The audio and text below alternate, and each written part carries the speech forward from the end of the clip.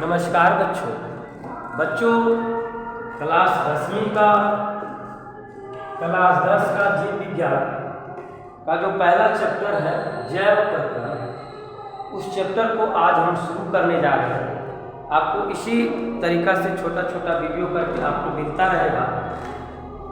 तो चैप्टर का नाम है जैव प्रकरण। तो सबसे पहली बात हम ये जानते हैं कि जैव प्रकरण क्या है। सबसे पहला प्रश्न ये बनता है कि जैव प्रकरण क्या है। जैव का मतलब सजीव, सजीव का मतलब इसमें जान होता है। तो प्रकरण का मतलब एक प्रोसेस, एक तरीका। जैव प्रकरण क्या है? तो पहला प्रश्न बन रहा है, आपसे पूछा जाएगा कि जैव प्रकरण क्या है। तो जैव प्रकरण उसे कहते हैं, जैसे देखिए जीवों में, जीवों जैसे कि मनुष्य, पशु, पक्षी, तो जीवों में वे सभी प्रकरण, जीवों में जैसे कि सांस लेना, ब्लड का परिसंचरण होना, देखना, जीवों में वे सभी प्रकरण जो सम्मिलित रूप से अनुरक्षण यानी कि हमारे शरीर को मेंटेनेंस, अनुरक्षण का मेंटेनेंस का कार्य करते हैं, जैव प्रकरण का। जीवों में वे सभी प्रकरण, जीवों में वे सभी प्रकरण जो सम्मिलित रूप से यानी कि सम्मिलित रूप से अनुरक्षण अर्थात मेंटेनेंस का कार्य करते हैं, जैव प्रकरण। यानी कि हमारे शरीर के अंदर, हमारे शरीर में जो भी प्रकरण हमारे शरीर को मेंटेन बना के रखता है, मेंटेनेंस बना करके रखता है, वे सारी प्रकरण जैव प्रकरण। तो जीवों में वे सभी प्रकरण जो सम्मिलित रूप से, जैसे कि सांस लेना, भोजन का पचना, रक्त का परिसंचरण होना, ये सारी, ये जो हमारे शरीर को मेंटेन बना करके रखता है, ये सारे प्रकरण ही जैव प्रकरण कहलाता है। उसके बाद अगला है सजीव, या इसको जैव भी, सजीव अर्थात जैव, अर्थात इंग्लिश में लिविंग बोलेंगे। सजीव वह कहलाता है जिसमें जान है। सजीव आप उसे कहेंगे, सजीव आप उसे कहेंगे जिसमें जान हो। जैसे कि आप बात करेंगे मनुष्य, कुत्ता, बिल्ली इत्यादि। सजीव वह कहलाता है जिसमें जान होता है। सजीव आप उसे कहेंगे जिसमें जान होती है। आगे अगर आप बात कर लेंगे, आगे बात कर लीजिए, आगे है जैसे कि निर्जीव या अजैव। तो निर्जीव, निर्जीव वह कहलाता है जिसमें जान न हो, यानी कि निर्जीव उसको आप कहिएगा जिसमें जान ही नहीं हो। जैसे कागज, टेबल, कुर्सी इत्यादि, इसमें जान नहीं हो। पोषण, पोषण अर्थात न्यूट्रिशन, किसी भी काम, जैसे आप पढ़ते हैं तो आपको एक ऊर्जा चाहिए। जैसे आप पढ़ते हैं, खेलते हैं या कहीं जाते हैं तो उसके लिए आपको ऊर्जा चाहिए। किसी भी काम को करने के लिए हमें ऊर्जा, ताकत की आवश्यकता है। किसी भी काम को करने के लिए हमें ऊर्जा यानी कि ताकत की आवश्यकता होती है।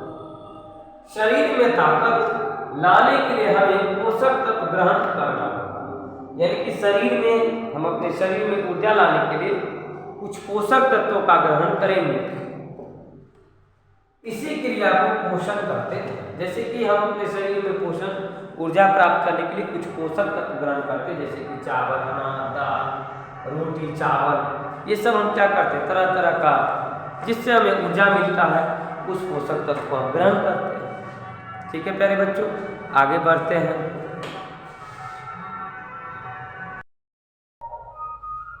प्यारे साथियों, देखेंगे आगे इसके आगे देखिए, पोषण की मुख्यतः 2 विधि है। पोषण की प्यारे बच्चों, पोषण की 2 विधियां हैं, स्वपोषी पोषण या स्वपोषण और विषम पोषी पोषण या परपोषण। पोषण की प्यारे बच्चों 2 विधि है। पोषण की 2 विधि है, स्वपोषी पोषण, स्वपोषी पोषण या स्वपोषण, विषम पोषी पोषण या परपोषण। स्वपोषी पोषण या स्वपोषण, स्वपोषी पोषण या स्वपोषण, स्वपोषी पोषण या स्वपोषण वह पोषण जिसमें जीव भोजन के लिए किसी दूसरे जीव पर आश्रित नहीं रहते। पोषण की वैसा विधि जिसमें जीव भोजन के लिए किसी अन्य जीवों पर आश्रित नहीं रहते। जैसे हरे पेड़ पौधे, जैसे कुछ 1 ही 2 ऐसा पेड़ पौधे, जैसे कि हमें बेल का पौधा परपोषी होता है, नहीं तो सारा ही पौधा जो होता है, जो भी हरे पौधे हैं वो स्वपोषी ही होते हैं। वह पोषण जिसमें जीव भोजन के, मतलब पोषण का एक ऐसा विधि जिसमें जीव भोजन के लिए किसी अन्य जीवों पर निर्भर नहीं रहते, वो स्वपोषी का। जैसे हरे पेड़, स्वपोषी जीव की कार्बन तथा ऊर्जा की आवश्यकता है प्रकाश संश्लेषण द्वारा पूरी। मतलब यह वह प्रक्रम है जिसमें स्वपोषी आते हैं, जिसमें यह वह प्रक्रम जिसमें स्वपोषी आते हैं। स्वपोषी जीव की कार्बन तथा ऊर्जा की आवश्यकता है प्रकाश संश्लेषण द्वारा होती है। मतलब स्वपोषी जीव जो होता है उसमें कार्बन और ऊर्जा की जो आवश्यकता का पूरी होती है। आपसे पूछा जाएगा स्वपोषी जीव की कार्बन तथा ऊर्जा की आवश्यकता की पूरी कैसे होती है, तो आप कहेंगे प्रकाश संश्लेषण के द्वारा। स्वपोषी जीव की कार्बन तथा ऊर्जा की आवश्यकता को जो पूरा होता है प्रकाश संश्लेषण के द्वारा होता है। स्वपोषी जीव के कार्बन तथा ऊर्जा की जो आवश्यकताएं हैं उनका जो पूरी किया जाता है प्रकाश संश्लेषण के द्वारा। आगे चलते हैं हम विषम पोषी पोषण या परपोषण की ओर आगे हम बढ़ रहे हैं। देखिए जैसे लिखा है यहाँ पर विषम पोषी पोषण, विषम पोषी पोषण या परपोषण, विषम पोषी पोषण या परपोषण, विषम पोषी पोषण या परपोषण, विषम पोषी पोषण या परपोषण आप किसे कहेंगे? देखिए विषम पोषी या परपोषण आप किसे कहेंगे? वह पोषण जिसमें जीव भोजन के लिए किसी दूसरे जीव पर आश्रित रहते हैं, यानी कि वह पोषण की विधि जिसमें जीव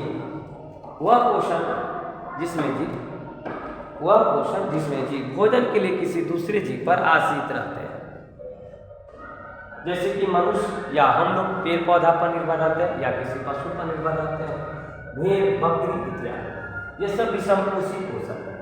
विषम पोषी पोषण की अगर आप बात करेंगे तो ये मुख्यतः 3 प्रकार के होते हैं: परजीवी पोषण, मृतजीवी पोषण और प्राणिश्रम पोषण। इसके आगे हम लोग नेक्स्ट रोज देखेंगे, वीडियो लंबा हो जाएगा। धन्यवाद दोस्तों, नमस्कार, सपोर्ट कीजिए आप लोग, धन्यवाद।